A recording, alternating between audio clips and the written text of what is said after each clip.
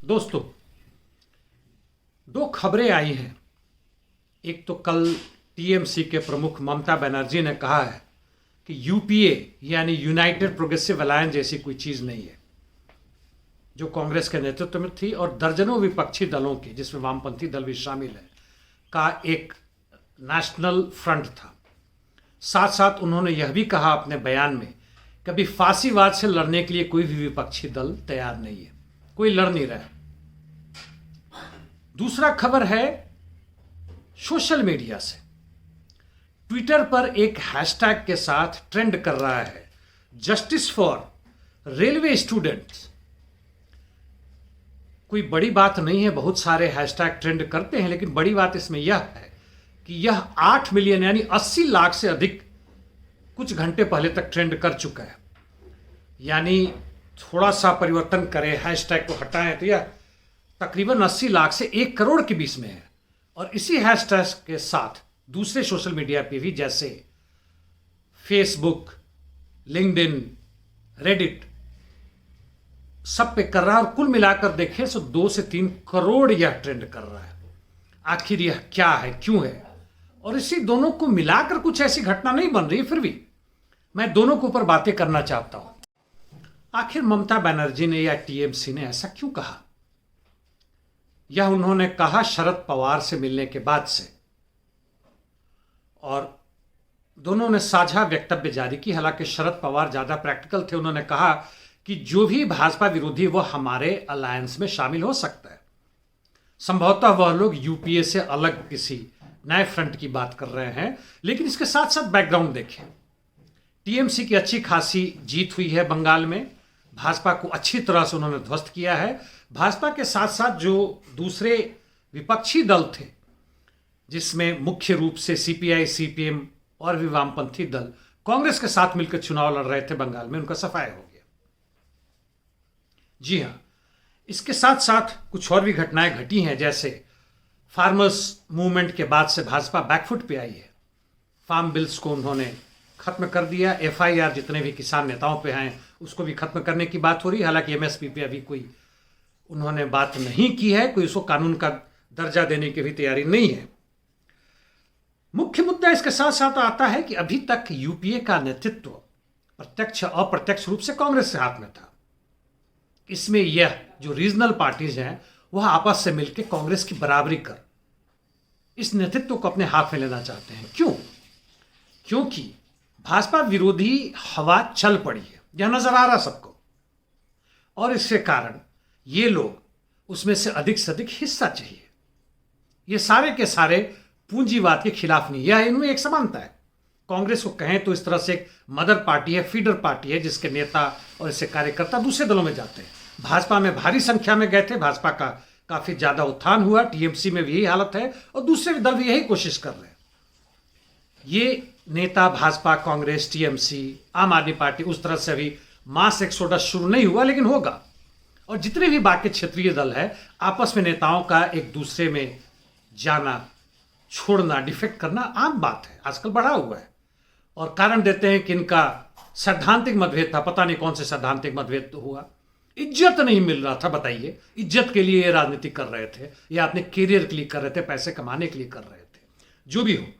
तो अभी जो दूसरा हवा चल पड़ा है उसमें इनको उसमें से एक ज्यादा शेयर चाहिए। और सारा का सारा राजनीति वह चुनाव से चुनाव तक की राजनीति है। नेतृत्व लड़ने की राजनीति है, अधिक से अधिक सीट पाने की राजनीति है, खरीद फरोख्त की राजनीति है, और उससे अधिक कुछ नहीं है। जहां तक कांग्रेस की बात है, उसने बहुत जबरदस्त रिएक्ट किया और कहा है कि यदि भाजपा विरोधी मुहिम करना है तो बिना कांग्रेस के वह संभव नहीं है। अब आते हैं फांसीवाद पे, जो इन्होंने कहा, ममता बनर्जी ने कहा, उस पे आते हैं। आखिर फांसीवाद क्या है, इसकी चर्चा कोई नहीं करता। हालांकि कुछ समय पहले, करीब 2 वर्ष पहले, फांसीवाद के ऊपर टीएमसी के ही नेता ने बड़ा अच्छा भाषण लोकसभा में दिया था, महुआ मित्रा ने, और उसके 7 सिम्टम के बारे में बात की थी, उसके खिलाफ लड़ने की बात की थी। संक्षिप्त में कहूं तो फांसीवाद, जैसे सोशल डेमोक्रेसी या मोनोपोली कैपिटलिज्म, फासिज्म, जितने भी हैं, यह सब के सब पूंजीवाद के ही रूप है। एक जुड़ाव है, कितना भी अंतर हो। हालांकि फासीवाद पूंजीवाद से गुणात्मक रूप से अंतर आता है।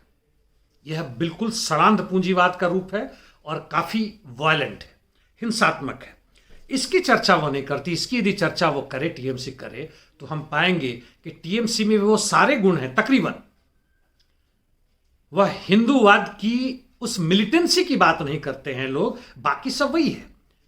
पूंजीवाद की सेवा, पूंजी के लिए मुनाफे के कानून बनाना, चाहे वो आपकी बसपा हो, सपा हो, शिवसेना तो खुलेआम रूप से है। हालांकि इनका जो फ्रंट है उसमें शिवसेना भी है। आप अंदाजा लगा सकते हैं कि किस तरह के फासीवाद से ये लड़ने की बात कर रही है।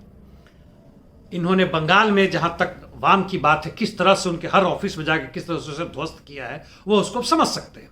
फासीवाद से लड़ने में मुख्य भूमिका जो होनी चाहिए थी वह होनी चाहिए थी सर्वहारा वर्ग की, यानी वर्किंग क्लास की। उसकी बात ये लोग नहीं करते, क्योंकि फासीवाद में मुख्य रूप से शोषण उन्हीं का हो रहा है। पूंजीवाद में हो रहा है, अभी बढ़ गया है। लूट उन्हीं की हो रही है, मजदूर वर्ग की और किसानों की हो रही है। उसकी चर्चा नहीं करते, क्योंकि फिर उनके साथ मिलकर लड़ना पड़ेगा। यह केवल चुनाव से चुनाव तक की राजनीति की बात करते हैं, यानी जब तक ये जनता का इस्तेमाल अपने चुनाव में जीतने के लिए करते हैं, उसके बाद की जो राजनीति है वो बिल्कुल अलग है। चुनाव के वक्त में दो भाग है, और उसके बाद की राजनीति और उसके पहले की राजनीति बिल्कुल अलग है। वैसे मैं बताऊं कि वरुण गांधी ने भी इस पे अपना ट्वीट किया है। आजकल वह विद्रोही के रूप में अपनी पहचान बनाने की कोशिश में, भाजपा के कई लोग हैं जो करते हैं, आपके सुब्रमण्यम स्वामी और कई सारे लोग हैं। भाजपा अपने अंदर से भी जानबूझ के अनजाने भी अपनी विपक्ष पैदा करती है, ताकि लोग कांग्रेस, टीएमसी, आम आदमी पार्टी में ना जाए। इन्होंने क्या कहा, पहले तो सरकारी नौकरी ही नहीं है, फिर भी कुछ मौका आए तो वापस लीक हो, यानी पेपर्स में लीक हो जाता है। परीक्षा दे दी तो सालों साल रिजल्ट नहीं, फिर किसी घोटाले में रद्द हो। रेलवे ग्रुप डी के 1.25 करोड़ नौजवान 2 साल से परिणामों का इंतजार में है, फिर भी भर्ती का कोई आशा नहीं है। आखिर कब तक भारत के नौजवान इसे बर्दाश्त करेंगे। जी हां, इसके साथ आता हूं जिस ट्रेंड की मैं बात कर रहा था, जस्टिस फॉर रेलवे स्टूडेंट्स। और ग्रुप डी के एम्प्लॉयमेंट के लिए 2019 में ही भर्ती के लिए निकला था, जिसमें कुल पद थे 1,03,000 से कुछ अधिक, या 1,04,000 से कम। टोटल एप्लीकेंट अंदाजा लगाइए 1,26,00,000, और प्रति एप्लीकेंट फीस जो था वो 500 रुपये थे। किसी भी सरकारी पद में के पहले 10, 15 या 20 रुपये होता था, वो 500 से अधिक है। यानी कुल मिलाकर 6.5 करोड़, और उस समय सभी सूद वगैरह सब लगा ले, इंटरेस्ट लगा ले, तो 1,000 करोड़ का यह सीधे का सीधे घोटाला, उसका कुछ भी जवाब नहीं आ रहा। और ऐसे बहुत सारे हैं, एक दो नहीं है। शिक्षकों की भर्ती का हो, दूसरे भर्ती का हो, यह घोटाला आम हो गया है।